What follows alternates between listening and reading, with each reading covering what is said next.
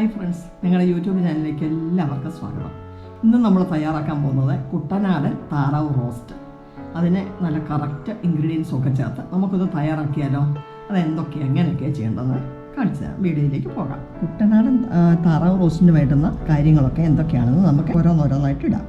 മുളക് പൊടി 1.5 ടീസ്പൂണ്, മല്ലിപ്പൊടി 1.5 ടീസ്പൂണ്, കുരുമുളക് പൊടി 1 ടീസ്പൂണ്, ഉപ്പ് ആവശ്യത്തിന്, ഗരം മസാല 1/2 ടീസ്പൂൺ, മഞ്ഞൾപ്പൊടി 1/4 ടീസ്പൂൺ, ഒരു നാരങ്ങയുടെ നീര്, എല്ലാം കൂടി നന്നായിട്ട് മിക്സ് ചെയ്യുക.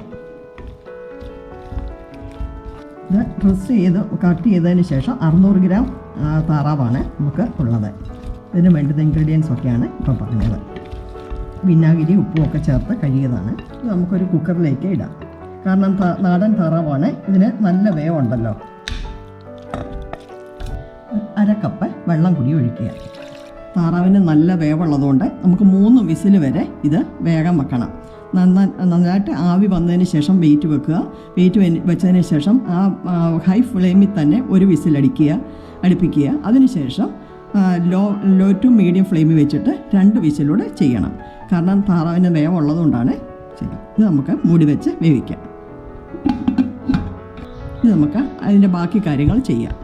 താറാവ് റോസ്റ്റിനുള്ള ഗ്രേവി തയ്യാറാക്കാവേ. കടായി ചൂടായിട്ടുണ്ട്. ഇതിലേക്ക് 2 ടേബിൾ സ്പൂൺ വെളിച്ചെണ്ണയാണ് ഒഴിച്ചത്.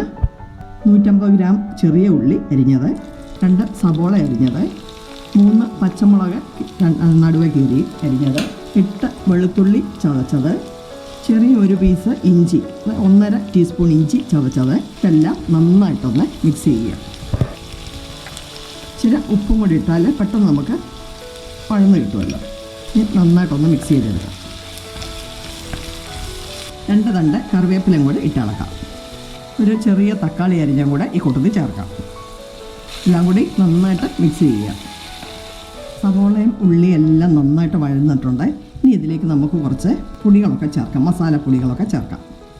1 ടീസ്പൂൺ മുളക് പൊടി, 1 ടീസ്പൂൺ മല്ലിപ്പൊടി, 1/2 ടീസ്പൂൺ കുരുമുളക് പൊടി, 1/2 ടീസ്പൂൺ ഗരം മസാല, 1/4 ടീസ്പൂൺ മഞ്ഞൾപ്പൊടി, സ്വല്പം കറിവേപ്പിലയും കൂടി ഇടാം. ഈ പച്ചമണം പോകുന്നിടം വരെ ഒന്ന് നന്നായി വഴറ്റുക. ഇവിടെ പൊടികളിട്ടതെല്ലാം നന്നായിട്ട് മൂത്ത് വന്നിട്ടുണ്ട്. ഇനി ഇതിലേക്ക് നമ്മൾ വേവിച്ച് വെച്ചിരിക്കുന്ന താറാവ് കൂടെ ചേർക്കാം. എല്ലാം കൂടി നന്നായിട്ടൊന്ന് മിക്സ് ചെയ്യാം. താറാവിലേക്ക് ഇതിൻ്റെ മസാലയും ഗ്രേവി എല്ലാം പിടിക്കുന്നതിന് വേണ്ടി നമുക്കൊരു 5 മിനിറ്റ് നേരം മൂടി വെച്ച് ലോ ഫ്ലെയിമിലൊന്ന് വേവിക്കാം. നമ്മുടെ ഡക്ക് കറി റെഡി ആയിട്ടുണ്ട്. ഗ്രേവി നമുക്ക് കൂടുതൽ വേണമെന്നുണ്ടെങ്കിൽ ഇങ്ങനെ ചെയ്യാം. അതല്ല, ഗ്രേവി കുറവ് മതിയെങ്കിൽ കുറച്ച് നേരം കൂടെ വെച്ച് കഴിഞ്ഞാൽ നമുക്ക് നല്ല കുറുകിയ പരുവത്തിൽ കിട്ടും. ലാസ്റ്റ് നമുക്ക് ഒരു തണ്ട് കറിവേപ്പിലയും കൂടിയിട്ട് ഒന്ന് മിക്സ് ചെയ്ത് ഇളക്കിയെടുക്കാം. സൂപ്പർ ടേസ്റ്റാണ്. ഇതേ ഇൻഗ്രീഡിയൻസിലെല്ലാം ഉണ്ടാക്കുകയാണെങ്കിൽ നല്ല പെർഫെക്റ്റ് ആയിട്ടുള്ള ഡക്ക് കറി നമുക്ക് റെഡിയാക്കാൻ സാധിക്കും. നമുക്ക് വേറെ പാത്രത്തിലേക്ക് ഇത് മാറ്റാം. നമ്മുടെ ഡക്ക് റോസ്റ്റ് റെഡി ആയിട്ടുണ്ട്. അടിപൊളിയാണ്. എല്ലാവർക്കും ഡക്ക് ഇഷ്ടമാണ്. പ്രത്യേകിച്ച് കുട്ടനാട്ടുകാർക്ക് അവരുടെ എല്ലാ വിശേഷങ്ങളിലും ഡക്ക് അവർക്ക് ഒരു പ്രത്യേകതയാണ്. എത്ര ഭംഗിയാണ് കാണാനേ. അടിപൊളി ടേസ്റ്റാണ്. എല്ലാവരും ഒന്ന് ട്രൈ ചെയ്ത് നോക്കണം. ഞങ്ങളുടെ വീഡിയോ ഇഷ്ടമായെങ്കിൽ നിങ്ങൾ ഞങ്ങളെ സപ്പോർട്ട് ചെയ്യുക, ലൈക്ക് ചെയ്യുക, കമൻറ്റ് ചെയ്യുക. ലൈക്കും കമൻറ്റും ഒക്കെ ചെയ്യാൻ ആർക്കും ഒരു ബുദ്ധിമുട്ടും ഇല്ലല്ലോ. എല്ലാവരും ഒന്ന് സപ്പോർട്ട് ചെയ്തേ, ഞങ്ങളെ ഒന്ന് പ്രോത്സാഹിപ്പിച്ചേ. സബ്സ്ക്രൈബ് ചെയ്യാതെ കാണുന്നെങ്കിൽ ദയവായി ഒന്ന് സബ്സ്ക്രൈബ് ചെയ്തിട്ട് കാണണേ. ഞങ്ങളെ സപ്പോർട്ട് ചെയ്യണേ. ഈ വീഡിയോ കണ്ടിട്ട് നിങ്ങളുടെ അഭിപ്രായങ്ങളൊക്കെ ഒന്ന് ഞങ്ങളോടൊന്ന് അറിയിക്കണം. നല്ലൊരു വീഡിയോയുമായി വരുന്നിടം വരെ ബൈ.